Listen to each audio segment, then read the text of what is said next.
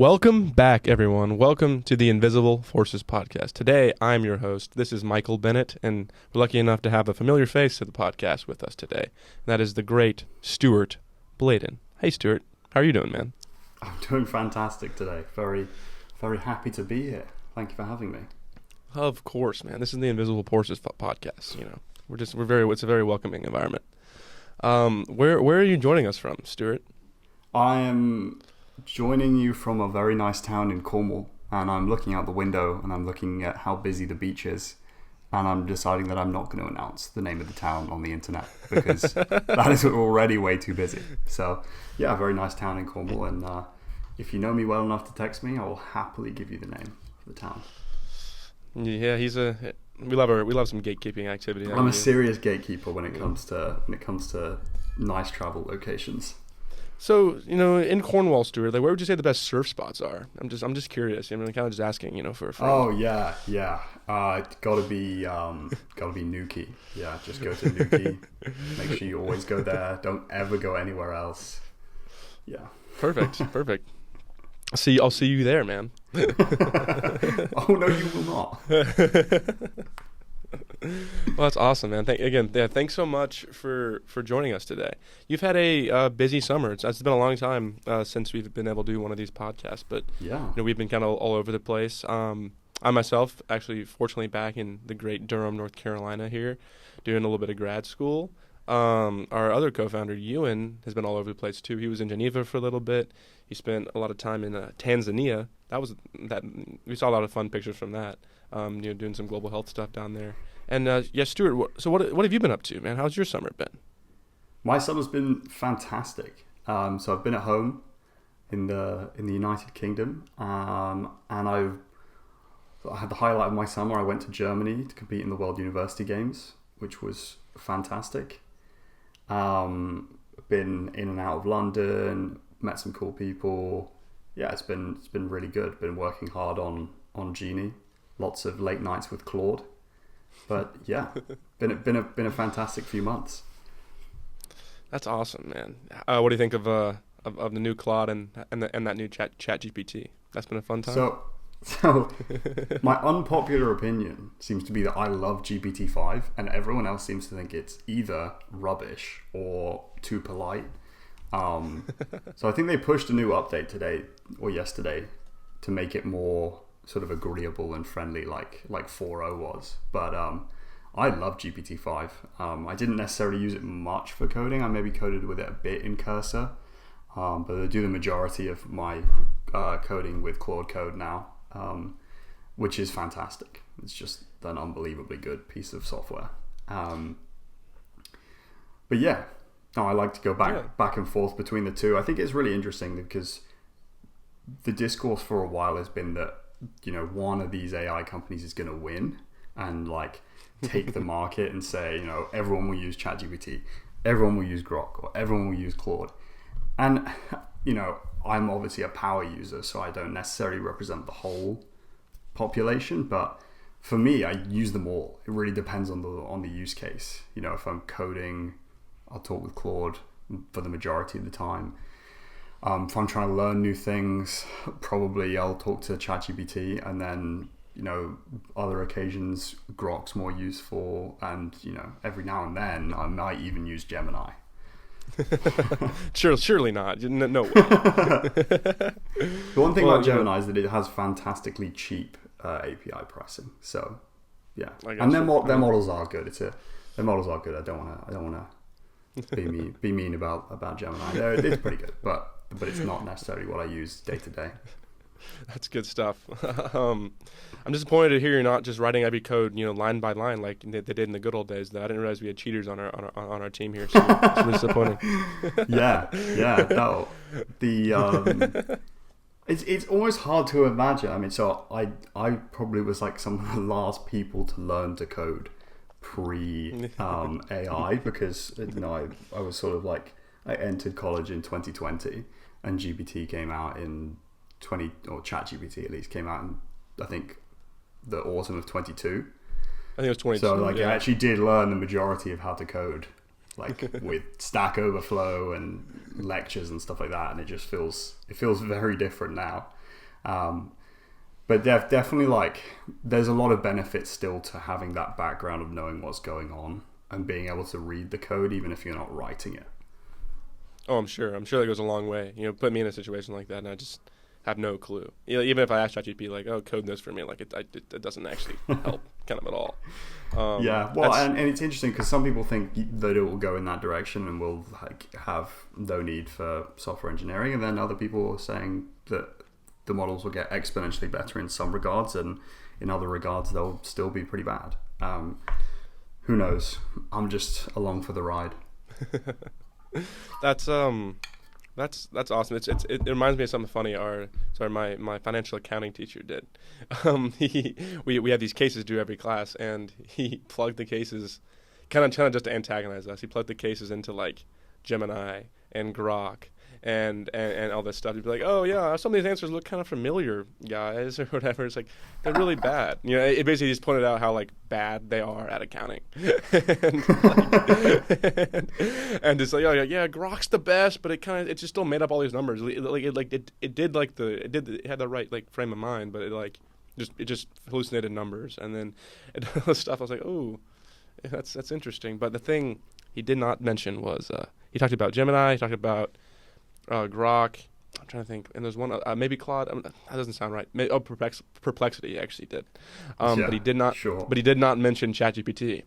So I'm thinking maybe it's pretty good. That's what I gotta say. They didn't say it sucks. So maybe he left that out. I had a similar situation once it was an explainable AI class, and they were teaching us. It was basically explainable methods about like how to understand outputs from different machine learning models. Anyway, there was one homework where we got into the class and the professor was stood in front of the board with like what were clearly not on the syllabus. I was like, what's going on here? This is just like basic stats. I don't know why we're going through this. And she basically went through and systematically proved that it was like 99% likely that these 15 people had submitted code written by Claude. And she was like, I can't prove it fully, but this is how we prove hypotheses in machine learning. So that lives in my head quite substantially. Just kind of a good warning. Say everyone, be careful. Exactly. But man, in the real life, it doesn't matter. Yeah, exactly. So sometimes I do find myself doing that. Sometimes I'll be writing code, and like there'll be this like weird nagging feeling in the back of my head. I'm like, oh, I'm using AI too much, and I'm like, well, actually, I'm writing this to make it work. I'm not writing it to get a grade on it. So that's like a weird sort of. I need to change some of the code so it's. I need to change some of the code so it's not like purely AI here. Exactly. I need to change it so they don't know I'm using AI. It's like it's weird. It's still like Yeah, it's a weird hangover.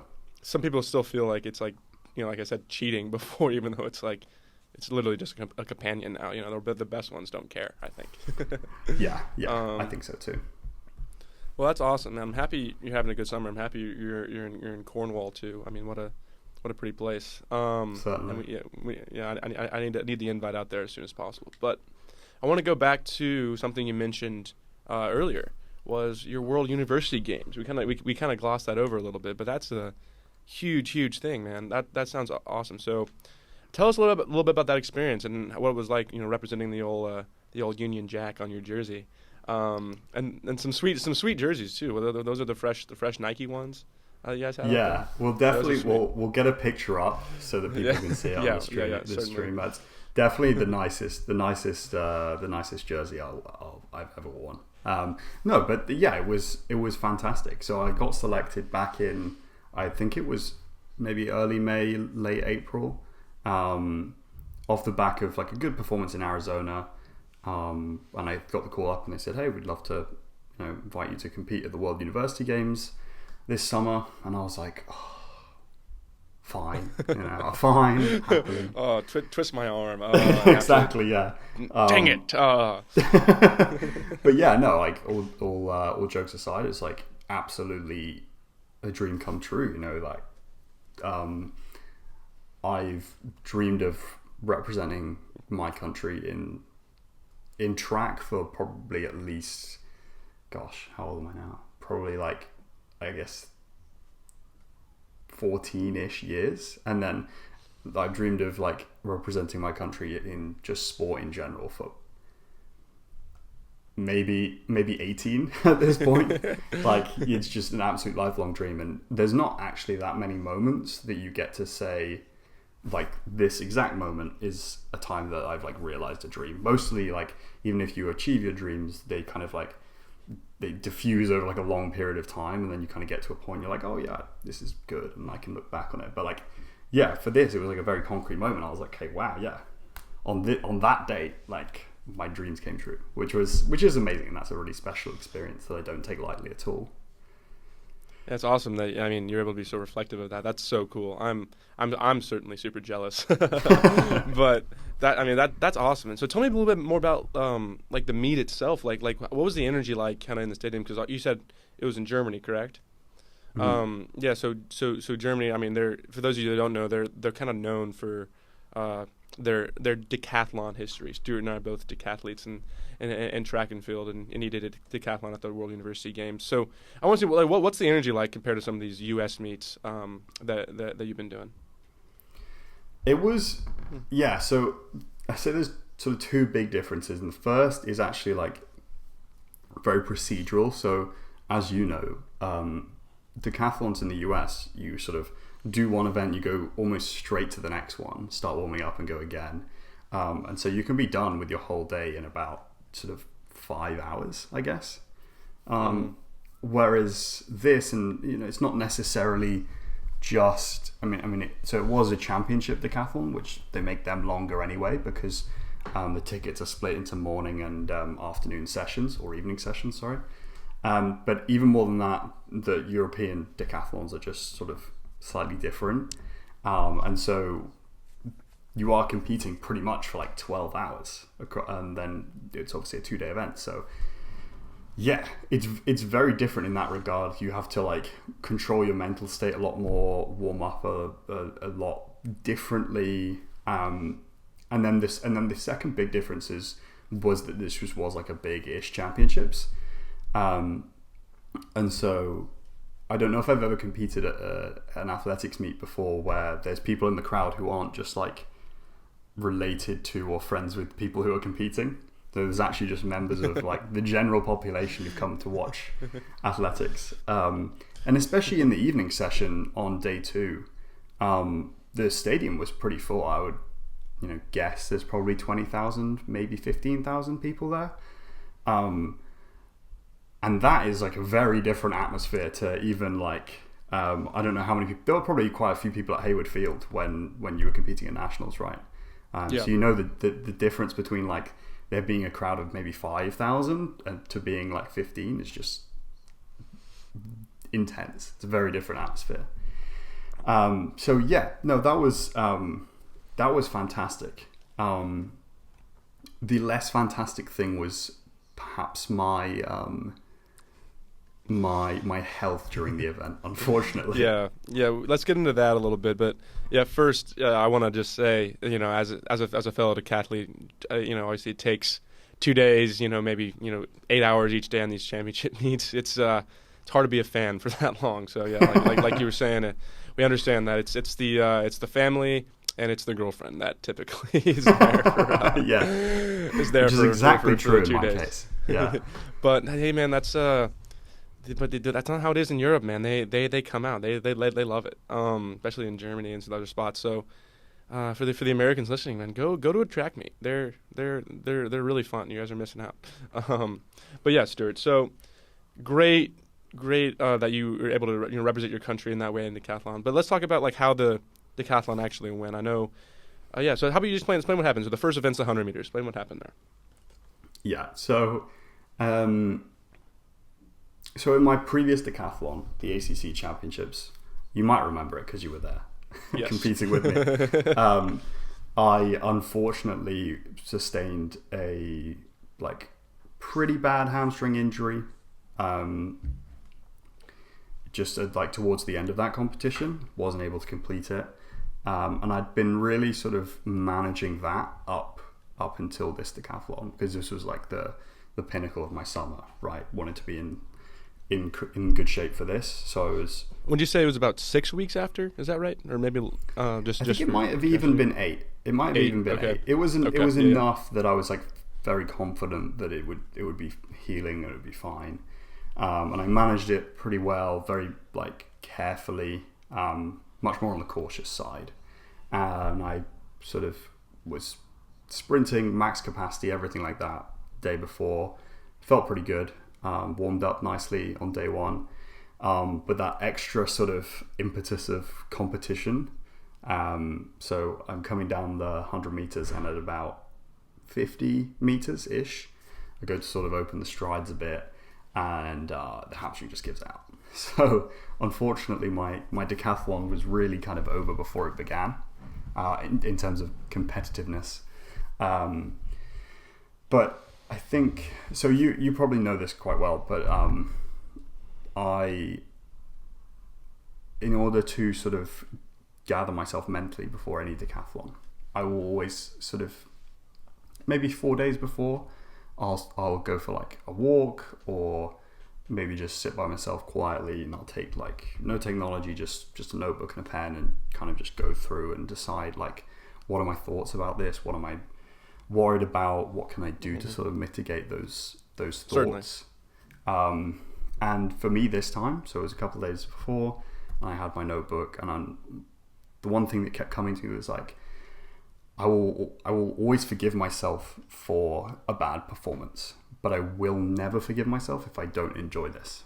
So, I get back, and I'm obviously like pretty upset after this hamstring injury. But I remember looking at that and going, okay, yeah, I am where I am. It's not where I want to be, but let's make the most of this sort of bad situation. So I stayed in the competition in a non-competitive manner, shall we say, in order to throw, because my hamstring was gone, but throwing, I didn't necessarily need them, and so I was able to keep going in that regard, which led to that's awesome. Yeah, man. And yeah, then, we'll get please go ahead. Go on. Sorry, I was saying that's just awesome. That really shows like just how like tough you are. Like obviously the versatility of that, but like really just on the mental side, how kind of how you're able to like kind of have that big picture, because obviously the injury sucks. I mean, it was really a pisser hearing that, checking results. But nonetheless, you still were able to have really, really good results from that. So yeah, please tell us what happened. Please tell the viewers what happened in the javelin, which is the 9th event in the decathlon. Yeah, so the javelin was really so that's the first event of the evening session, 9th event. So there's only the 1500 meters after it. But the decathlon typically in championships is right at the end. So it was on the last evening session. So that was probably when there were the most people there.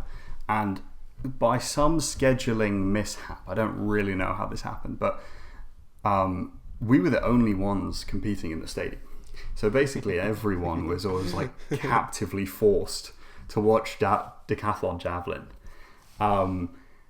And lucky them, man. Lucky them. Yeah, exactly. Lucky them. And javelin's one of the events that I've been typically pretty good at in the past.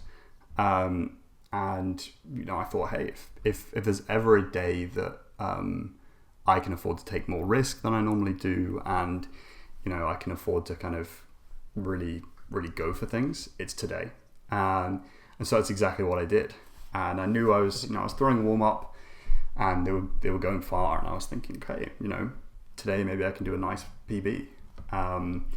And then first throw, I just came down the runway, and I felt really nice, really smooth, and I just really felt like a nice stretch in the arm, and the javelin just sort of pinged off of, how those good throws feel. They really kind of like, it feels like it's almost like easy. An elastic band. It's so easy. It just releases itself, and it's just like shooting off into the sky, and you're like, okay, that was a good one. That's exactly what I wanted to do.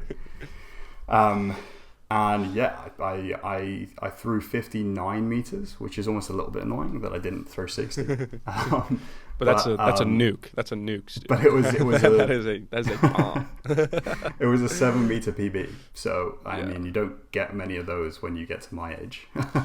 Yeah, no, especially in the javelin too. 7-meter PBs. Like for those of you that don't know, that's a major PB. That's like he caught one. There it is. But a long time coming. You've been throwing the jav like really well for a long time. So really happy to, I bet you're really happy to see that mark. And did you kind of know immediately, or were you surprised when you saw it land? Or you kind of like, oh, that was a good throw. That might go. No, I was pretty surprised. I mean, the video is available online. I'll make that available to people. But yeah, I was definitely shocked when it landed. I mean, I knew it was good, but I didn't think I had the ability to throw that. But yeah, and the main thing, the most important thing about that javelin throw is that it was further than Alex Rosenthal's javelin throw. So I am finally the best javelin thrower in the decathlon group at Duke University. Yeah. We know Rosie's listening. We know he definitely listens. Shout out Alex Rosenthal. For now, he's gonna catch one here soon. He certainly will. Now the pressure is on. Exactly. Yeah, that'll be a fun battle this year. That'll be a fun battle. I look forward to it. Yeah. That's awesome, man. So you're really able to manage kind of like the highs of representing your country, and really just kind of like the other. Just the gutted feeling of, knowing after the first event that, hey, I'm probably not going to be able to, PR in this decathlon. I'm not really going to be able to finish like I want. Not going to be able to do it. And so I think really admirable how you're able to manage those emotions, still kind of find the good in those things. And still obviously have a huge PR and really have a good performance, something you'll always be able to look back on with a smile on your face, besides all the nonsense. So let's get into the hamstring a little bit more, if you don't mind. So what's it looking like for you now? And obviously, unfortunately, you just had to get surgery on it, if I'm not mistaken. So tell us a little bit about that and that process. So I came back from Germany, went to visit my doctor that I always see for hamstring injuries, and we came to the conclusion pretty quickly from MRIs and just examination that it was not looking good. And I have had the exact same injury on my right side about 4 years ago, and I've had surgical intervention on that, and it went really well. So I've had the exact same procedure on the left now. Had surgery, I guess it's probably 5 days ago now, if I'm not mistaken, and I've got these beautiful crutches. The crutches. If you're listening, you won't be able to see, which is a real shame for you, because they're quite something. But yeah, and then so it's a 2-stage procedure, so I'm going through another surgery pretty soon. Essentially, the underlying cause is a hip-related injury, and then the downstream effect is the hamstring injury. So that's why they don't necessarily heal just with time, is because there's this sort of like competing pathologies that almost like make each other worse. But yeah, so I probably am out for about 6 months, which is just in time for indoor season, and hopefully, if I'm not able to make that, then in time for outdoor season next year. But yeah, it's funny because having had the exact same injury on the other side 4 years ago, I can really sort of compare my mental state to now, to how it was before, and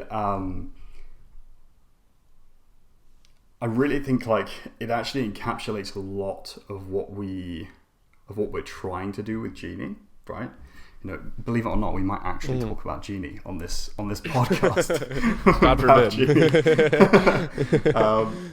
But yeah, because what we want to do is we want to be allowing people to have these sort of self-actualizing moments, the moments when you achieve your dreams, right? So for me, that was representing Great Britain. and we want to make those moments more frequent, more accessible, right? But then almost the other way we have to sort of approach that is by raising the floor on these other events, like what I'm having now. It's this like big surgical procedure, right? I think I said in the previous podcast, you know, if we give people tools that allow them to pick up these injuries before they become big sort of orthopedic nightmares, then you know, potentially you're allowing people to compete much more frequently and safely in that regard, because I think we all know plenty of retired sports people who now, like, their bodies are completely wrecked because they were just pushed and pushed and pushed. So yeah, I mean, that kind of word salad that I've just produced, really what I'm trying to say is that you want to be able to give people tools to avoid these situations, right? But now that I am in this situation, what do I want to do from here? And the things that make me feel very confident this time are that I've gone through it before, I have a plan, I have a lot of trust in the surgeon, and there's like a myriad of other kind of psychological factors, which, you know, I'll touch on very briefly, but like previously athletics specifically track meant so much to me and was so much like a big part of my identity that that having that taken away and the risk of not being able to return to it is like a huge overarching kind of cloud over your mind. And it's funny because a lot of surgeons and physiotherapists that I talk to will say, you know, it's actually, for whatever reason, we're not necessarily sure of the specific biological roots. You need to be really confident about this. You need to be upbeat. You need to believe that you're going to recover quicker, and you need to have that sort of can-do attitude. It certainly doesn't hurt ever. That's for sure. Exactly. Yeah. Right. But then how do you kind of like, because I can have that now very simply because I've gone through it before, and also I'm like 4 years older, so I've just got like more overall maturity. You're wise. I'm wise with my age. How do you funnel that into me 4 years ago? How do you take someone who is recovering from a bigger injury or a surgery or something like that, and how do you sort of instill them with confidence? And I think a lot of it is having something that can monitor you in some regard, right? Like right. something that can give you sort of that kind of insight as to say, here's kind of where you are, and here's like a kind of what we think we're going to be doing, and here's where we're going. Right, that's what you get when you go to the doctor. That's what you go to when you go to the physiotherapist. Mm-hmm. If they're a really good one, they'll say, yeah, so here's what I think is happening. Here's exactly what I think you should be doing, and here's where we're going. So if you can have that sort of always with you, so that you don't have to wait every time until you go to the doctor's office to know what's going on and what the plan is, I think that could be extremely beneficial. Right. Yeah. Exactly. That's exactly what you hit the nail on the head. That's what we're trying to do here. Obviously, that's the big mission, right? Is allowing people to have more clarity about their bodies, and because of that, give them way more opportunities to do like the cool shit, the stuff they want to do, the awesome stuff, the highs, that's what people look for. And yeah, like obviously we're track people. We want to compete for as long as we can. We want to have those championship moments. We want to there's nothing quite like it for us, but for everyone too. Like it's the biggest reason like you said, like you mentioned former athletes, but even like anyone, like whatever their high is. A lot of time there's movement involved. That's a huge part of it. If their high is like we've talked about many times in the past, if they want to play soccer in the garden with their kids, if they want to play tennis with their kids, or they just want to, even if they want to, be able to play golf pain free, when they're retired, and do all this stuff. Like, the people stop moving because, not because they get lazy. It's just they hurt a lot, and we want to, we want to give people the chances to do everything they want to do all the time. And that's that's really the and that's why we do it. That's really that's what makes us so passionate about Jeani. That's what makes us want to do this so much. So in that light, so you're working. Obviously, you have this healthy mentality about the hamstring injury now, and we have a lot of work to do on Jeani for the next 6 months. Obviously, yes, getting our launch going, getting everything happening, getting all of our listeners a Jeani, and allowing them to reach those highs in their goals. So what do you think? I guess, what do you think you're gonna learn? Obviously, you have so much more to learn about your own body, and through Jeani. What do you think you can learn from that in your recovery process? Yeah, so that's a sort of really interesting point. I think I've been joking with some people that I just care so much about the customer experience that I'm going through surgery to really delve into how it feels to be, the prime user of a Jeani.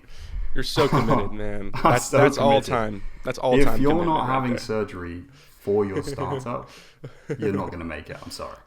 You just don't care enough. Yeah. Keep using a GPT wrapper. No, you gotta get after it. This is a true founder here. He gets after it. But yeah, no, I think it's. I said before that I not only am I creating the product, I really do feel like I'm going to be the number one user of it, right? And I think that's never been truer as it is now, right? I've never had sort of more care about the fact that there might be asymmetry in my movement. I've never had more interest in sort of tracking my my movement and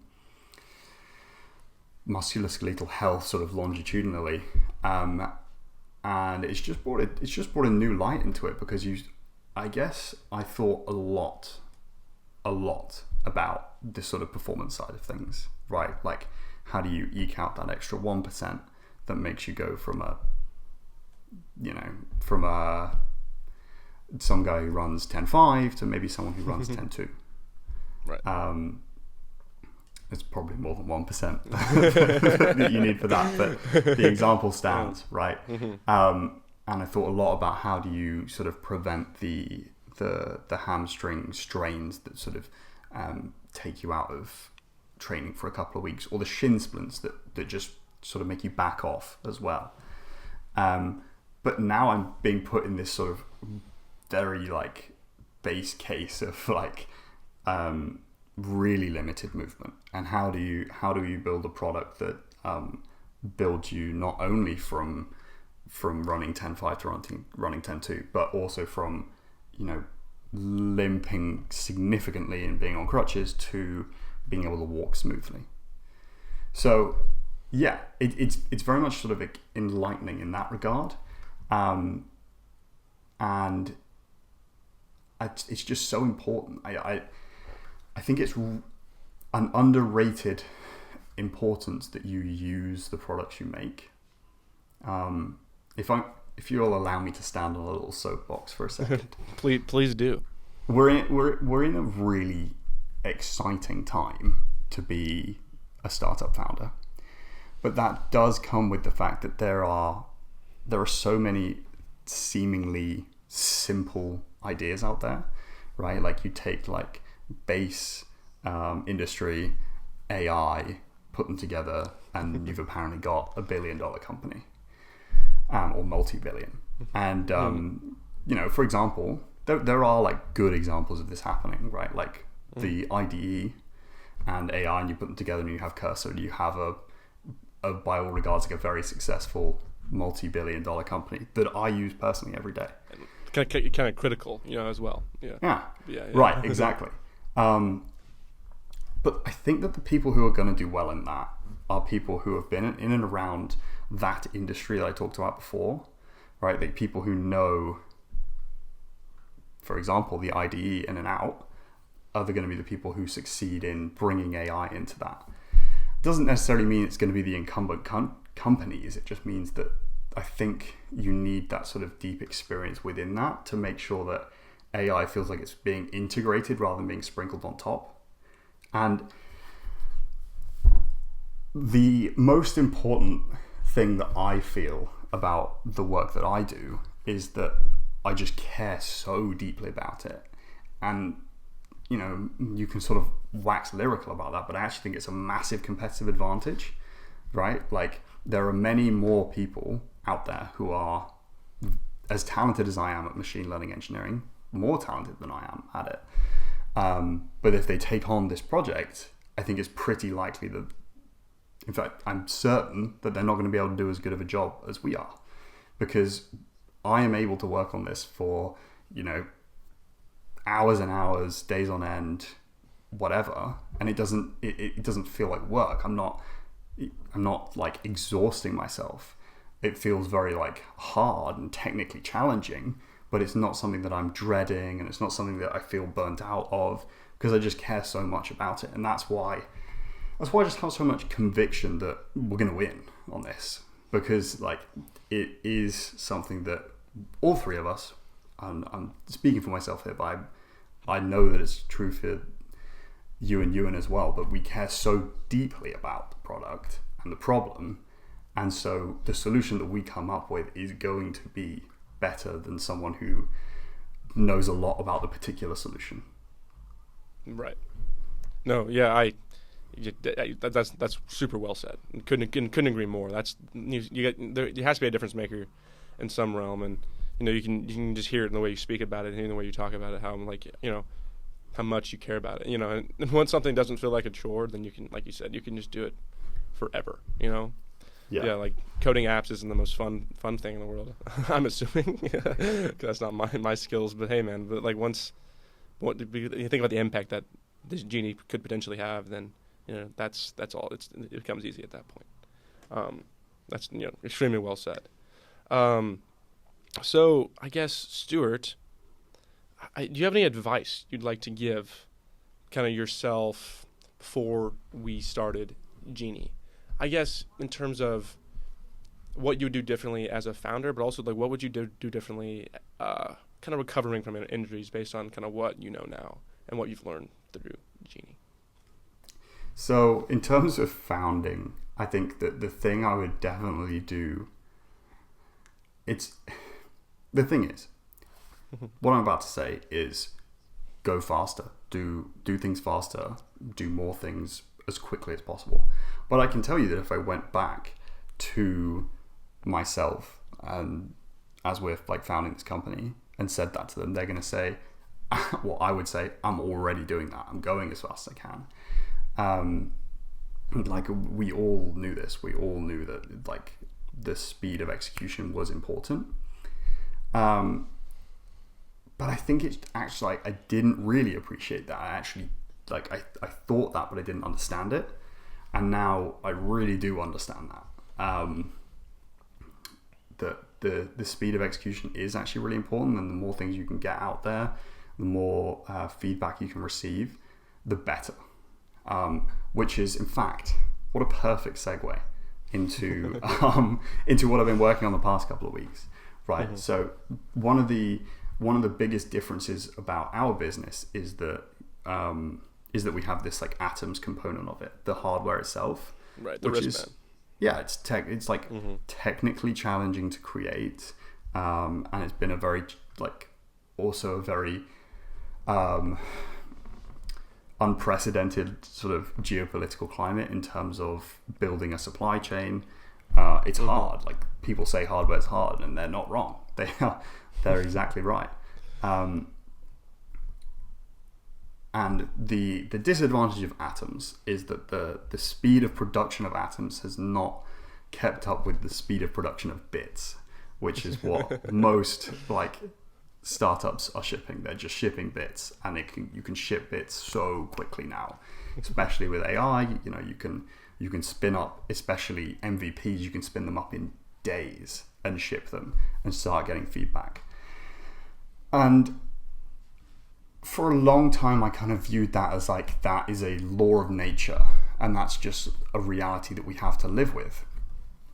And then I realized that actually the hardware is, you know, I want to be very clear that we are still like very much a hardware company, and I think that is the central component of the business, right? However, absolutely, that doesn't mean that the problem of musculoskeletal health, you know, movement quality, is sort of only serviceable by that product. And so, you know, we've been talking and we've been thinking about what would a software only solution to this problem look like. And I think we've come up with like a really impressive solution that I'm really proud of, and I'm really excited to ship that to people, you know, over the coming months, hopefully weeks, even. And that's what I've been so excited about recently. Getting up every day and just being like, actually, we're pretty close to shipping something that I'm really proud of, and I think will have quite a significant impact on a lot of people's lives. So, yeah, that's what I've been doing at the moment. Yeah, exciting stuff happening on the Jeani front. Obviously, we'll keep everyone updated soon. But yeah, we've been working hard. And so in the next couple of weeks, we'll have some fun software at least to put out, which will be a good time, and really start, honestly, and really start helping people. It'll really be kind of a first way into, people's training and just everyday movement. They can really use it and get a lot of benefits out of it, which is really, really exciting, for obviously how far we've come and how new we are to the game, and how much we're just learning every day about how to do this, Well, Stuart, I think that's going to wrap it up today, but thank you so much again for coming on the podcast all the way across the ocean. Really, really, really means a lot. And obviously, thanks so much for all the just truly awesome insight today, and really, honestly, just really, and just really like, reflective nature of you. That was really nice. And it was really nice to hear from you again. Thanks for having me. It's been a pleasure as always, and I hope that some people maybe got some sort of understanding about what I was trying to say. I said a lot of words. I'm not sure how much information actually got across, but thank you very much for having me. Pleasure as always. Of course. And thanks to everyone for listening. All right, Stuart, have a great rest of your day, and thanks again for coming on the Invisible Forces podcast by Jeani. Have a great one.